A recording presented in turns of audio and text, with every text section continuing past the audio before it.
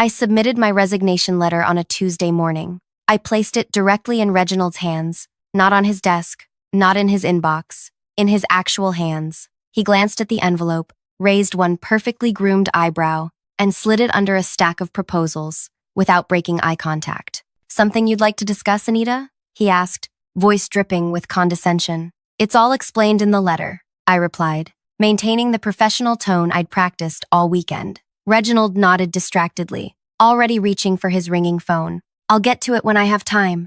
That moment crystallized everything wrong with Evergreen Conservation Initiative. 6 years of dedication reduced to an inconvenience he'd address when he had time. 2 weeks passed. My notice period expired without acknowledgement. No exit interview scheduled. No mention of replacement. Nothing. I approached his office again, knocking twice before entering. Reginald sat bathed in the morning light, tapping at his keyboard. "Excuse me," I said. "Today marks 2 weeks since my resignation. I wanted to confirm my departure date." He leaned back, linking his fingers beneath his chin. "Let's be honest with each other, Anita. We both know this little performance is nothing but attention-seeking. Where exactly would you go?" Heat rushed to my face. "The Prescott grant needs finalizing by next month. The Riverside project data requires analysis. The Wetlands Initiative is entering phase 2. He waved dismissively. "Return to your desk. We'll pretend this momentary lapse in judgment never happened." That afternoon, I visited Human Resources. Diane, the HR manager, shuffled papers nervously as I explained my situation. "He told us you're just seeking attention," she whispered, unable to meet my eyes. His exact instructions were to ignore her completely. "That's not acceptable," I said, voice steady despite my racing heart. "My resignation is legitimate and requires processing." Diane glanced toward the door. "Look, between us, Reginald holds significant influence with the board. If he's decided not to acknowledge your resignation..." She trailed off, but her meaning was clear. That night, I sat in my apartment surrounded by binders of project data I'd accumulated over 6 years, conservation initiatives I'd designed, grant applications I'd written,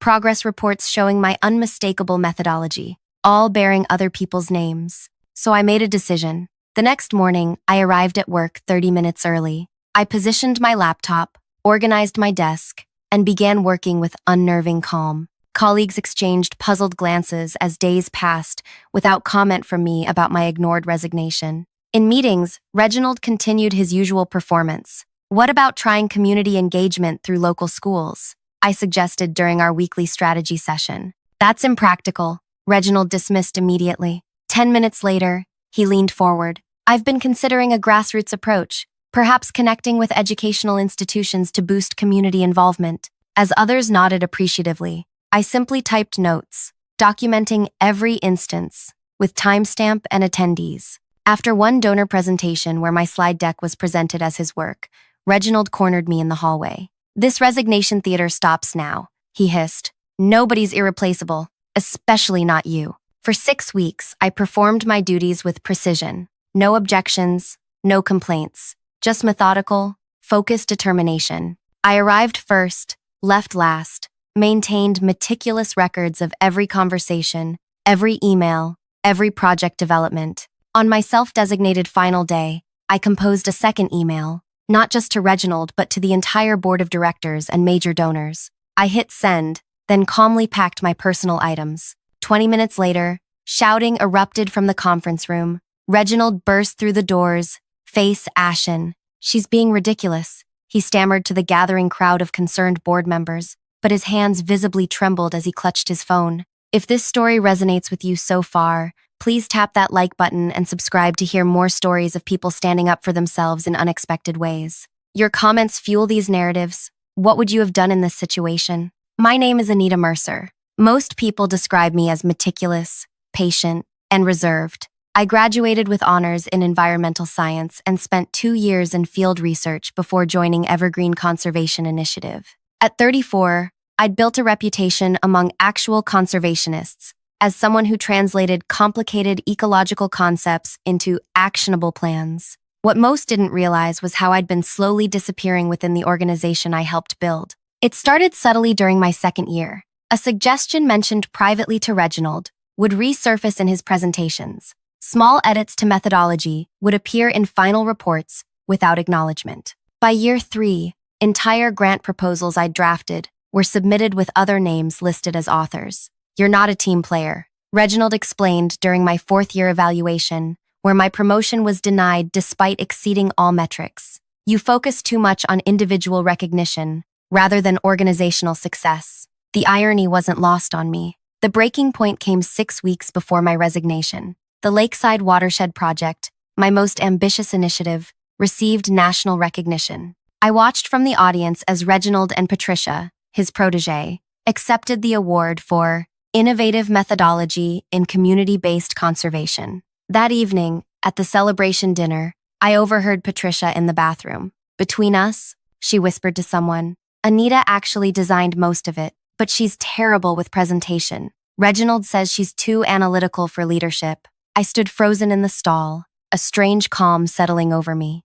6 years of diminishment crystallized into perfect clarity. I wasn't invisible because I lacked skill. I was invisible because my visibility threatened Reginald's carefully constructed narrative. The resignation letter took 3 drafts: professional, succinct, without emotion. 2 weeks' notice, effective immediately. I hand-delivered it the next day. When it became clear they intended to ignore my resignation, something shifted inside me. Not anger, something colder, more calculated. If they wouldn't acknowledge my departure, they would certainly notice my absence once I was gone. For those 6 weeks, I created the most comprehensive transition documentation possible, except I shared it with no one. I organized 6 years of institutional knowledge into detailed files. I recorded every instance where my work had been claimed by others. I compiled data showing the actual status of projects versus what was being reported to donors. Most crucially, I documented how Reginald had been systematically misrepresenting project outcomes to maintain funding streams.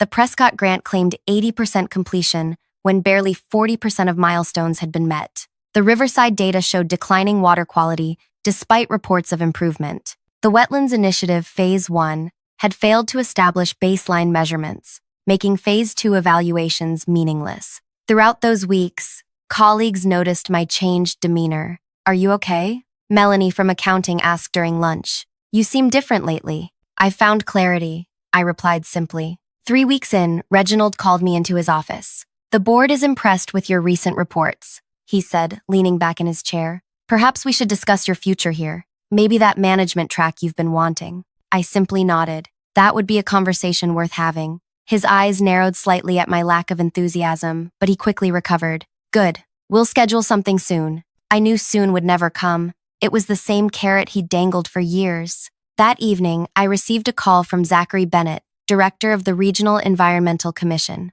3 months earlier, I'd applied for their oversight position, a role specifically focused on grant compliance across 3 states. We'd like to offer you the position, Zachary said. Your experience with grant implementation makes you uniquely qualified to oversee compliance. The irony wasn't lost on me. I accepted immediately. When can you start? He asked. In exactly 3 weeks, I replied, my self-imposed final day. As my last day approached, tension built inside me like a gathering storm. Would my plan work? Would anyone actually read the email? Would it matter? The night before, I couldn't sleep. I sat at my kitchen table reviewing my documentation one last time. Everything was factual, unemotional, and damning in its precision. I wasn't making accusations. I was simply presenting reality. My final morning at Evergreen, I arrived early as usual. I completed my remaining tasks, sent my farewell email with all attachments, and began packing my desk. 20 minutes later, chaos erupted as board members rushed into the building for an emergency meeting. Through the glass walls of the conference room, I watched Reginald gesturing wildly, his typical composure shattered. Patricia approached my desk, eyes wide. What did you do? She whispered. I smiled genuinely for the first time in months. I resigned. Within minutes, Diane from HR appeared at my desk, looking panicked. The board wants to see you immediately, she said, her voice barely above a whisper. My resignation was effective today, I replied, placing my company keycard on the desk. I'm no longer an employee. Please, Anita, she pleaded. They're insisting. I nodded and followed her to the conference room where 8 board members sat around the table, faces grim. Reginald stood at the head, his usual confidence replaced by barely controlled panic. Board Chair Eleanor Walsh looked up from her tablet. Miss Mercer, would you care to explain this? My email was comprehensive, I replied calmly. It includes all relevant documentation. These are serious allegations, said Trevor, the finance director. They're not allegations, I corrected. They're documented facts. Every spreadsheet, progress report, and timeline comparison comes directly from our own systems. Reginald slammed his hand on the table. This is absurd. She's trying to sabotage us because she wasn't promoted. The lakeside watershed data, Eleanor continued as if he hadn't spoken, shows significantly different outcomes than what was presented at the national conference. Yes, I acknowledged. The presentation claimed 92% improvement in water quality. Actual measurements show 43%. That's within standard deviation parameters. Reginald interjected desperately. Eleanor's gaze remained fixed on me. And the Prescott grant? 3 months behind schedule with 4 unmet deliverables, despite reports to funders indicating completion. The room fell silent as board members scrolled through attachments on their devices. Each document was meticulously organized: original proposal, promised deliverables, actual status, and communication history showing repeated concerns raised and dismissed. Why didn't you bring this to our attention earlier? Trevor asked. I tilted my head slightly. I attempted to. 6 weeks ago, I submitted my resignation letter directly to Reginald, expecting a transition that would have included status updates on all projects. That letter was ignored. All eyes turned to Reginald, who had grown increasingly pale. I approached human resources, I continued. I was told Reginald had instructed them to ignore my resignation because I was just seeking attention. Diane, standing by the door, looked at the floor. So I spent the past 6 weeks creating this documentation to ensure the organization had accurate information about project statuses after my departure. I concluded. This is character assassination, Reginald exploded. She's always been difficult, always thinking she deserves more recognition. Recognition for work I actually did? I asked quietly. Like the lakeside methodology that won the national award? Eleanor exchanged glances with several board members. Miss Mercer, would you step outside for a moment? I nodded and walked out, closing the door behind me. Through the glass, I could see animated discussion, Reginald gesturing wildly, while Eleanor repeatedly pointed at something on her tablet. Colleagues gathered in clusters, whispering and staring. Patricia approached again. Is it true? She asked. About the lakeside project. You know it is, I replied. You were in the bathroom that night when you told someone I designed it. Her face flushed. I didn't think anyone. That's been the problem all along, I said. No one thought I was listening, or watching, or documenting. The conference room door opened, and Eleanor emerged. Miss Mercer, we'd like to discuss the possibility of you remaining with the organization, perhaps in a more senior capacity. I smiled politely. I appreciate the offer, but I've accepted a position elsewhere. Today is still my last day. Her eyebrows rose. May I ask where? The Regional Environmental Commission. I'll be starting as their new oversight director for grant compliance next week. The blood drained from Eleanor's face. The commission controlled millions in environmental funding across 3 states, including every major grant Evergreen depended upon. I see, she said carefully. Perhaps we should discuss how to maintain a positive relationship moving forward. Absolutely, I replied. Compliance and transparency will be my top priorities in the new role. Behind her, I could see Reginald watching through the glass, his expression shifting from anger to dawning horror. By noon, I had cleared my desk. No dramatic confrontations, no tearful goodbyes. A few colleagues stopped by with awkward well wishes, clearly uncertain what was happening. Most avoided eye contact entirely. As I walked to the elevator carrying my small box of personal items, I heard rapid footsteps behind me. You planned this, Reginald hissed, catching up. All of it. No, I replied, pressing the down button. You created this situation. I simply documented it. They'll never believe you over me, he said, but his voice lacked conviction.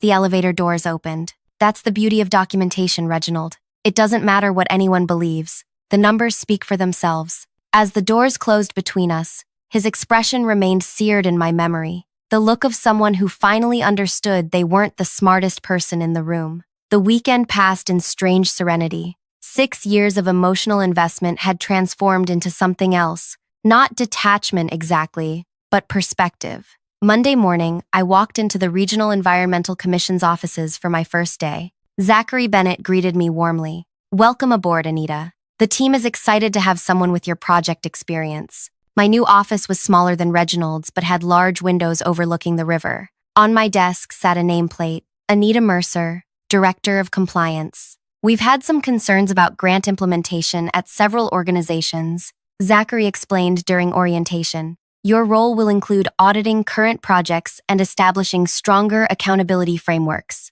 Any particular organizations flagging concerns? I asked, though I already knew the answer. He hesitated. Several, but Evergreen Conservation Initiative tops the list. Their reporting has been inconsistent lately. I nodded. I'm familiar with their work. That's partly why we hired you. Your insider knowledge will be valuable, though of course, you'll need to recuse yourself from direct evaluations due to conflict of interest. Of course, I agreed, but I can certainly help develop the evaluation criteria. By my third week at the commission, I had established new compliance protocols requiring organizations to provide original data alongside progress reports. All staff concerns now required written acknowledgement within 48 hours. Anonymous reporting channels were strengthened. None of these changes targeted Evergreen specifically. They applied to all grant recipients, but I knew exactly which organization would struggle most with this new transparency. 2 months into my role, rumors circulated about leadership changes at Evergreen. Eleanor called me directly, her tone carefully cordial. I wanted to inform you personally, she said.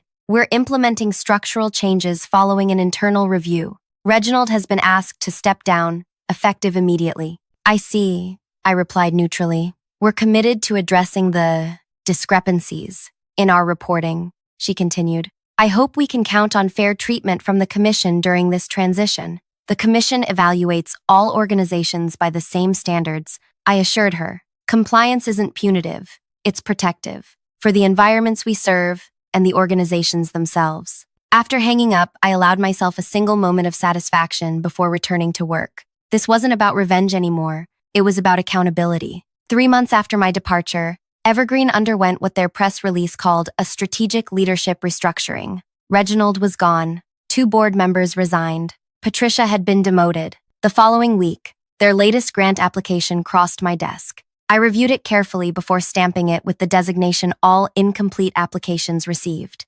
Additional verification required. The system I'd created wasn't designed to punish Evergreen. It was designed to protect all stakeholders from people like Reginald. The truth was, I didn't need revenge. I needed change. And now I was positioned to ensure it happened. As I worked late that evening, Zachary stopped by my office. The new compliance frameworks are impressive, he said, already seeing better reporting from multiple organizations. That's good to hear. He leaned against the doorframe. Some people were concerned you might be too harsh with Evergreen given your history there. I looked up from my computer. My interest isn't in being harsh or lenient. It's in ensuring conservation projects actually deliver what they promise. The environments we're trying to protect don't care about office politics. He nodded approvingly. That's exactly why you were the right choice for this position. After he left, I opened my desk drawer and removed the copy of my original resignation letter, the one Reginald had ignored 6 weeks before finally reading my email.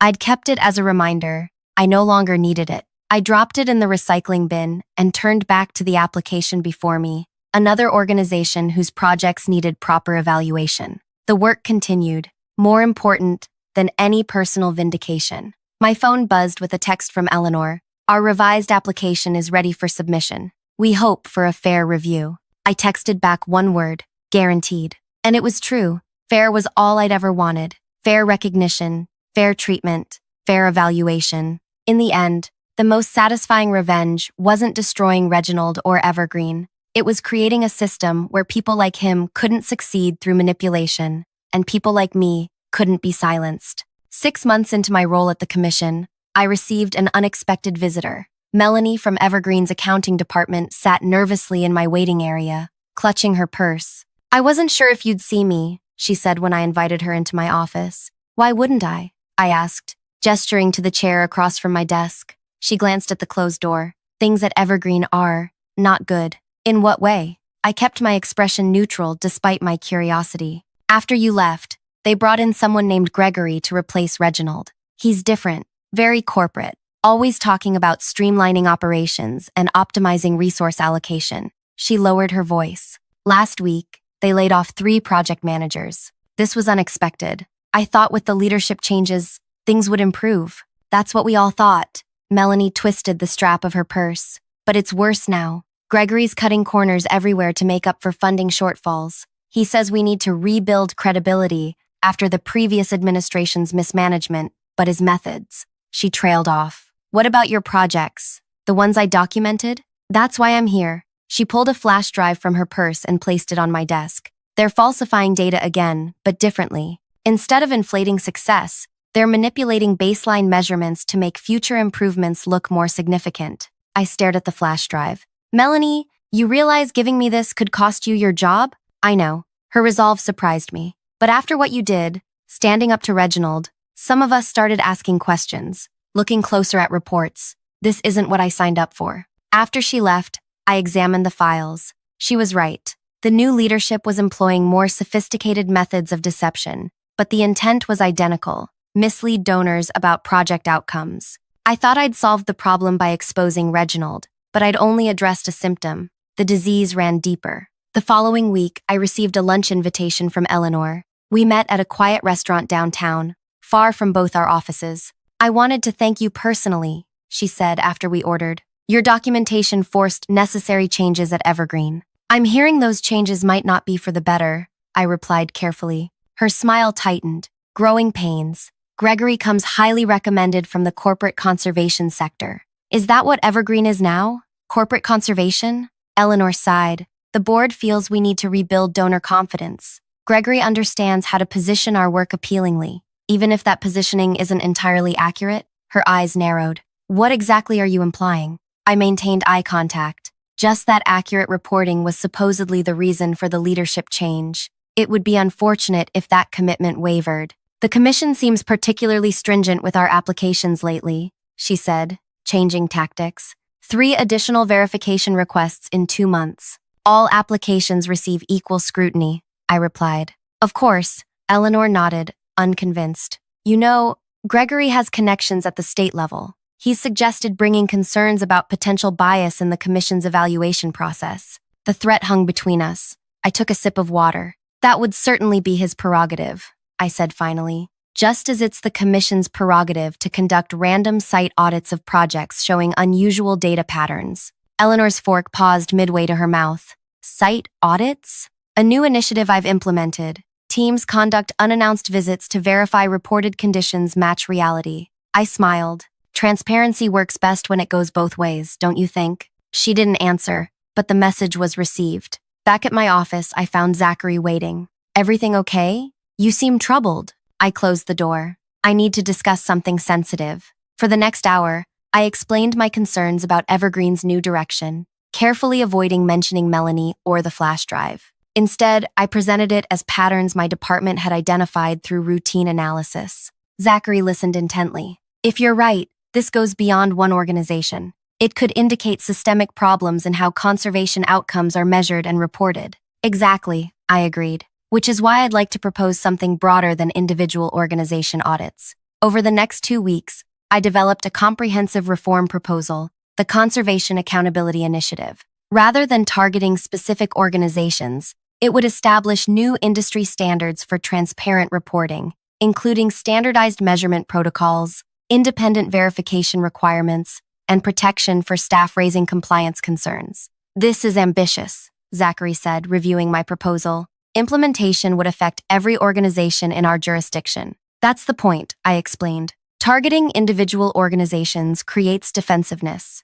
Industry-wide standards create a level playing field. He studied me carefully. Some might see this as overreach. Others might see it as necessary evolution, I countered. These are public funds being allocated based on promised environmental outcomes. Shouldn't we ensure those promises are kept? After considerable debate, the Commission approved a pilot program. Organizations could voluntarily adopt the new standards for one grant cycle, with incentives for early adoption. The day after the announcement, Gregory himself appeared at my office without an appointment. The Conservation Accountability Initiative, he said, not bothering with pleasantries. Quite the power grab. I see it as power distribution, I replied, putting more verification capability in the hands of communities affected by these projects. He smiled without warmth. Eleanor mentioned your lunch. She thought you might be targeting Evergreen specifically, but I assured her you wouldn't be so unprofessional. The initiative applies equally to all organizations. Indeed, he leaned forward. But we both know its origins, don't we? A disgruntled former employee using her new position to settle scores. I met his gaze steadily. The initiative was unanimously approved by the commission board based on its merits. Nothing in it specifically disadvantages Evergreen unless accuracy itself is considered a disadvantage. He chuckled. You're good. I see why Reginald found you threatening. He stood to leave. Evergreen won't be participating in your voluntary pilot. We'll wait until the kinks are worked out. After he left, I received an email from Zachary. The state environmental secretary, a close friend of Gregory's, had expressed concerns about the commission's new initiative. Political pressure was mounting. I had miscalculated. By creating a program that could genuinely improve industry practices, I'd made powerful enemies beyond Evergreen. Organizations comfortable with the status quo were aligning against change. That night, I sat in my apartment surrounded by files, feeling an uncomfortable sense of déjà vu. Had I simply traded one unwinnable battle for another? My phone rang, an unfamiliar number. Is this Anita Mercer? A woman's voice asked. Speaking. My name is Josephine Winters. I'm a reporter with the Regional Chronicle. I'm working on a story about transparency in environmental grant funding and heard about your accountability initiative. Would you be willing to discuss it? I hesitated. Any comment would need clearance from our communications department. Of course, she said. But off the record, I'm particularly interested in how organizations might be manipulating baseline data to exaggerate project outcomes. A source suggested you might have insights. My heart raced. This wasn't a coincidence. Either Melanie had approached the press, or someone else had. Either way, this was the moment where I chose my path. I can't comment on specific organizations, I said carefully. But hypothetically speaking, baseline manipulation is unfortunately common and difficult to detect without site verification, which is why your initiative includes unannounced site visits, among other safeguards. Interesting. She paused. I understand there's resistance to these measures. Any comment on that? Innovation often faces resistance, I said, especially when it challenges established patterns. After hanging up, I sat motionless, thinking. Josephine was clearly working with inside information. But what was her angle? Was this a trap set by Gregory, or an opportunity? The next morning, Zachary called me into his office. The Secretary of Environmental Affairs wants us to pause the accountability initiative for review. On what grounds? Concerns about undue regulatory burden on organizations. He looked troubled. There's pressure, Anita. Significant pressure. So we're abandoning it? I didn't say that. He closed his office door. But we need to be strategic.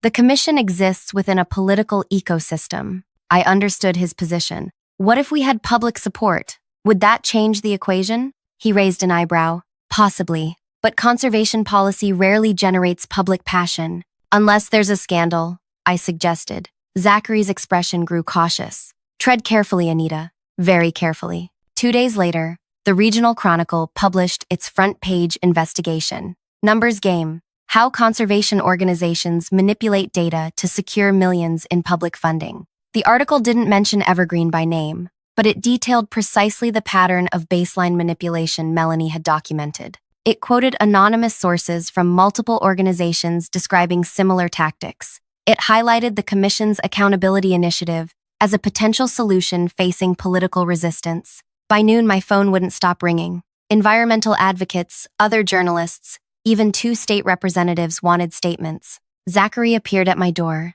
The secretary is livid. About the initiative or the practices it would prevent? I asked. Both. He handed me his tablet. On the screen, 3 other regional newspapers had picked up the story. Social media was erupting with outrage about misused environmental funds. The commission needs to respond, I said. This is an opportunity to demonstrate leadership. Zachary studied me. You know something about this article's timing, don't you? I met his gaze steadily. I know that journalism serves an essential function in a democracy. He almost smiled. I've scheduled an emergency board meeting for 3 o'clock. They want you to present the initiative again, with specific responses to the practices described in the article. By week's end, public pressure had transformed the political landscape.